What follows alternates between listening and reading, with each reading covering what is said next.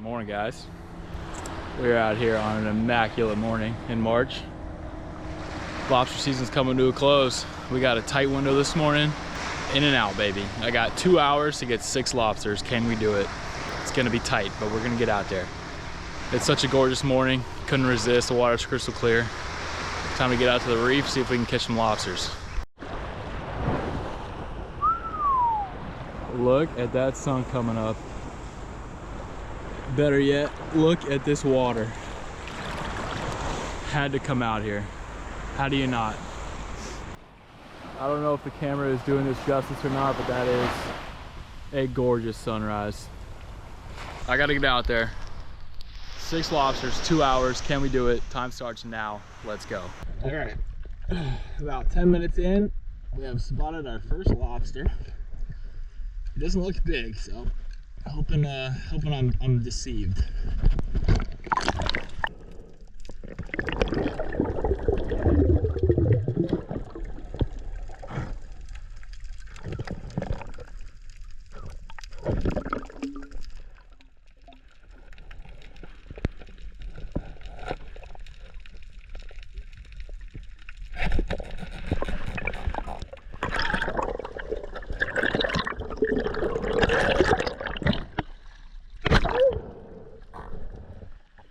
Oh, close, but he's gonna be small.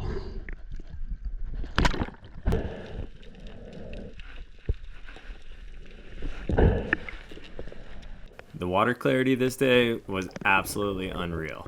It's not too often in the wintertime that you get days like this. They're more few and far between with all of the storms and the waves and wind.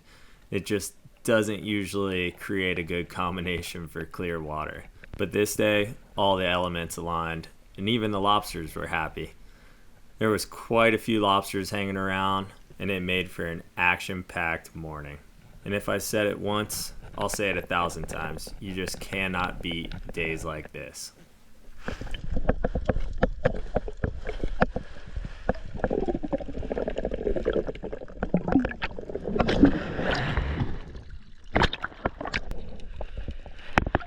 I went in there, but man, not a lot of size to these this morning.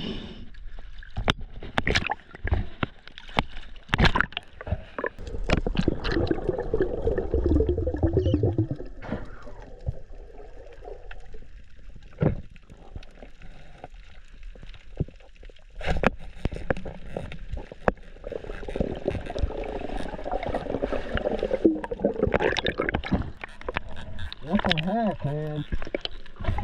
Tiny lobsters.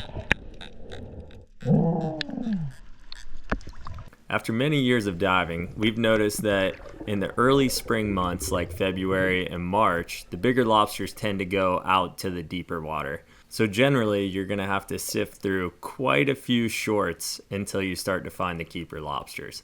However, this year has been abnormally good in the sense of bigger lobsters being around throughout the entirety of the season. But even in a good season, you gotta go through your fair share of shorts before you find your first keeper. There you go. A little bit nicer.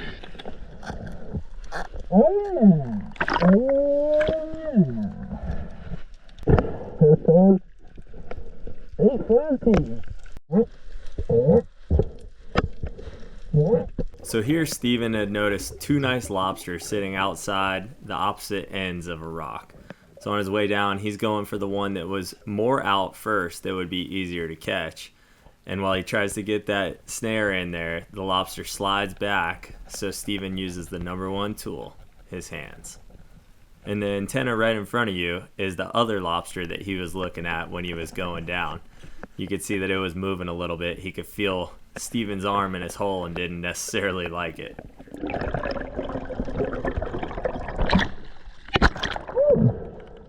The commotion from Steven reaching in and barehanding the first one caused that second one to leave his hole and start walking to find a new home. Little did he know, that was a bad decision with Steven around, following him with that snare.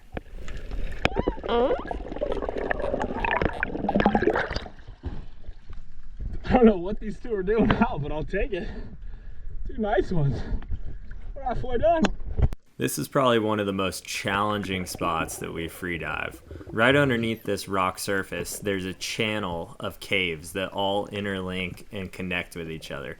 So typically, if you see a lobster, you only get one shot to catch it, because once it finds those caves, you will never see it again. Which is why Steven was trying to take his time and get that loop around the back of the lobster perfectly the first go around. Didn't work out in his favor, but lucky for him, that lobster found those caves and actually found an exit to an area that was much easier for Steven to get the snare around him. And this time, Steven wasn't going to miss.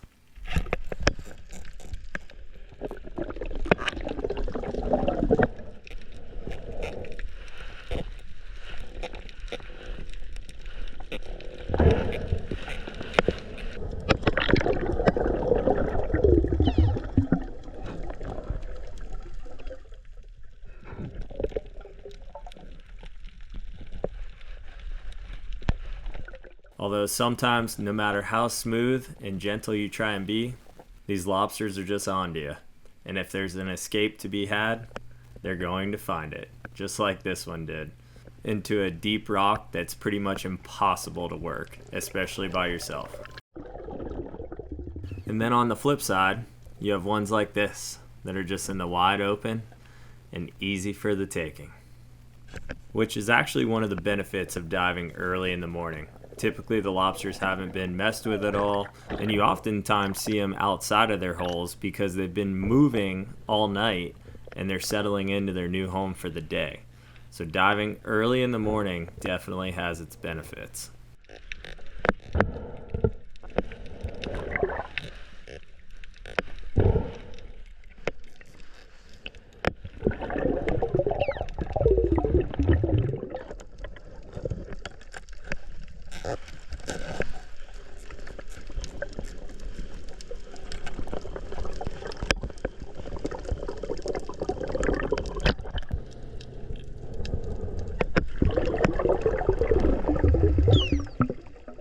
Even though there's plenty of light once that sun comes up to see lobsters that aren't too deep in holes, one tool that we always bring with us is a flashlight. It's especially helpful when a lobster is deep in a hole and you need to assess the situation of which exits it has and better understand how to maximize your chances of catching the lobster. So on that first pass down, Steven used the flashlight to notice that he had a back exit. So this time coming back down, he's going to try and push that lobster towards that back exit where he can get the snare in a little bit easier. And once that lobster moves to the side where it's easier for him to access with the snare, then he'll go in, get behind it with the loop, and cinch down tight. And that right there is how you round out your limited lobster.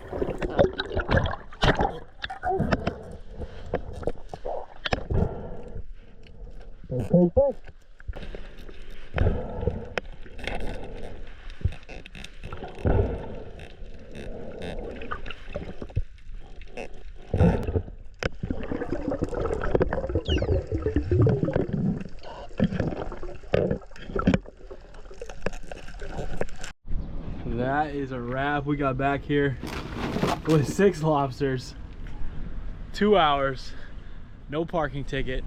We did it, baby. Let's go. All gear's loaded up. Only one thing to do. Go home and relax. Celebrate one heck of a freaking morning. Perfect conditions, flat calm seas, crystal clear water. It was beautiful out there. Started to get a little wishy-washy at the end. Might pick up a little bit this afternoon, so definitely a good idea going first thing, crack of dawn. It's the way to do it. It's the best. Also, fun fact, something you guys did not see out there. Just casually swimming around for like 10-15 minutes without my gun. I think it just slipped out of my hand when I was looking for antennas. I'm so lucky I found that thing. Like, it was far away from me. Luckily, it was pretty clear. I could kind of somewhat backtrack where I was going, but I don't know how that happened, but I found it. Idiot. If you've watched a couple of other videos, you see I'm prone to dropping a few things, so really got to work on that. But man, tell you what, I set that timer on the parking app for 2 hours. We went out there, got 6 lobsters, and came back in 2 hours, so with not a minute to spare. I call it a success. There it is. The best feeling in the world, a full cooler. None of them, you know, overly big, nothing huge, but all legal and all great eating. We got a special one for you folks today. We got some lobsters, we got some good veggies cut up, and a wide assortment of ingredients. And a big shout out to Winston in San Pedro Belize for this special recipe. It's gonna be delicious. Let's see, I'm excited to try it. I heard nothing but good things. You guys are gonna think it's a little crazy, I'm sure, because I do, but I heard it's delicious. So we're gonna give it a run, and we're gonna see what it's all about. Well, these ingredients look fresh, they look delicious. We got some lobster, we know what that tastes like. I'm pumped. Hey, you got your green on. That's right, baby. So do I. And we got some makeshift green Mexican beer, because what would St. Patrick's Day be without that? We didn't have any dye, so the next best thing naturally is just sprinkles. Thanks. Does drinking that Mexican beer make you feel Irish? Feel good, I'll tell you that. I don't care where it came from. It's got a nice tingle to it. Well, let's get to it. Gotta start by chopping up these lobsters. Then we're gonna get all this good stuff into a pan and get some rice going. The Belizean way. Never done rice this way before, but we're gonna brown our rice with some coconut oil first. I have no idea how much to use, so we're just gonna, I don't know why I have a spoon. I think it just added, you know, I feel like a chef. Is that a lot? I think that's perfect. Just coat the bottom of the pan. We're gonna go 2 cups of rice. Get this started before we get our lobster going, because the lobster is gonna cook much faster than the rice. Get these cups of rice added, stir it around and brown it up for about 2 to 4 minutes. Got our rice nice and browned in that coconut oil. Now it's time to add coconut milk. They use powder, but we're gonna be using regular milk. And once we add that, then we gotta add in our water as well. Stir it all in without making too big of a mess, like I'm doing.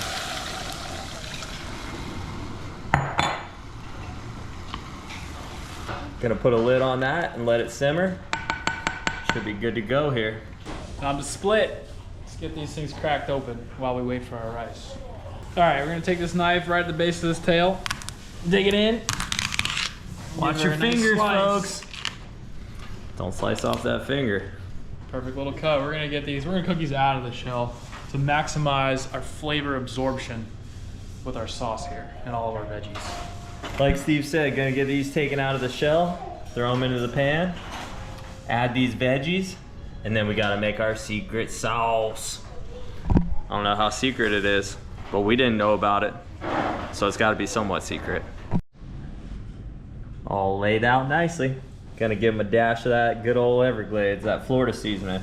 Adding our twist of Florida into this Belize dish. Oh boy. Excuse me, sir. Yeah, we're trying to do something over here. We're trying to film a video. If you'd like to be in it, you just have to say. Winston, if you're watching this, I don't know what seasoning you guys use. Jesse didn't tell us, so we're going with Everglades. I don't know. Hopefully it's good. Let us know. When is Everglades ever bad? No, it has never let me down, so we're going with it. All right. Add some color, Steve. Peppers around. Explain to the people what you're adding. Oh, we haven't run through that yet? No. We got some nice bell peppers. Looks like Amanda picked out yellow and orange. Some of the best colors, some of the best tasting bell peppers. Definitely the most vibrant. Yes. We have some freshly chopped white onion. Getting that perimeter coated here evenly. We got some freshly diced, cubed up tomatoes. Those look good. Just gonna give it a nice little Spread around there, even coat. Okay. Now I think she's ready for the oven. After we have our The special sauce. sauce based. Gotta do the sauce. I don't know the ratios we're using for this, so we're gonna probably just eyeball it. We're going with close to a 50-50. Now you're probably asking us, why are you gonna mix mayonnaise with barbecue sauce? We're kind of skeptical on this. But you know what? We're gonna do it. Because if you don't try it, you'll never know. Now the ratio that we're aiming for is 50-50. We don't know how much. We're just gonna, you know, go at a decent amount that we think is right. And then we'll add more if we need to. Just remember, folks, you can always add more, can't add less. You can subtract less. Freaking mayo, dude. Steve hates mayo, but it works so well in every single dish. Expecting this to turn a light golden brown color. If it doesn't, then we need to add more barbecue. Wow, it's actually mixing together so nicely. Look at that. Yeah, I was gonna say you probably want to get those lobsters nice and thick with that. Oh yeah, we're gonna get everything here. We're gonna get in here with our hands in just a second. Scoop all that goodness out of there. And like I said, we're going in with our hands. Oh! Making this beautiful dish. Not so beautiful.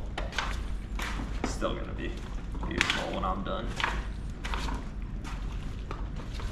Wow, nice little generous coat on all this. I don't even think that we need to add any more. This is like money. Spread all these out so that they evenly cook. That way they're not on top of each other, but they're on top of the veggies to give it a real nice veggie flavor. Man, that right there, it smells amazing. I wish that you guys could smell this. How come you ain't throwing this on a grill? Well, gets hot, right? We ain't got a proper grill to use, so next best thing, a convection oven. Let's slide there in there, 375. I have no idea how long, probably, I don't 12 know. minutes. Yeah, I was gonna say 12, 15 minutes. Well, enough for the lobster to cook. I'm sure all the veggies will soften up and simmer down. Okay, we're halfway through. We're gonna cover this top with some tin foil to get those veggies to steam down a little bit more. They were a little bit too hard. The lobster's about halfway done now. Back in we go. 8 more minutes.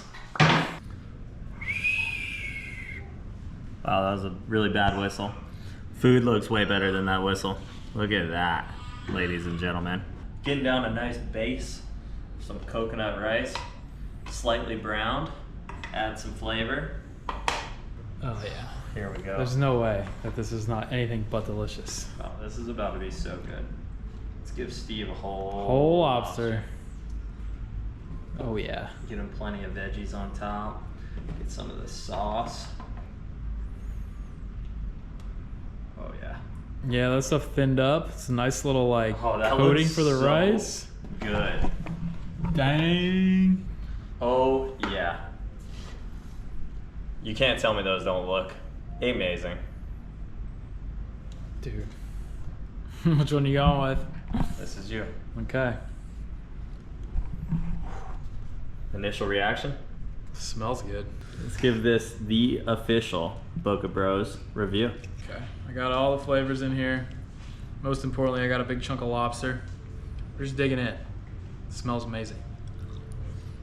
The amount of little things that were coming out of his bowl as he was getting that ready. Let's slow that down real quick.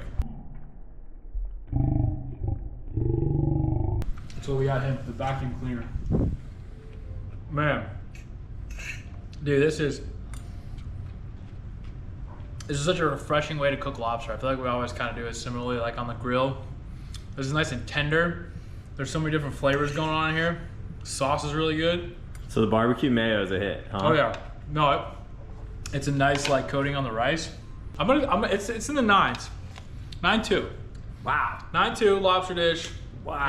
It's just simply good. That's way higher than I thought that Like, you were gonna go. Fresh ingredients. That's a winner. Nothing else to say about that. Gotta make sure the bite is perfect. We got lobster, we got rice, we got onion. All we need is one of those bell peppers. There we go.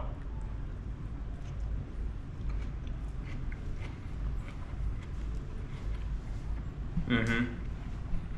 Gotta take a second to process.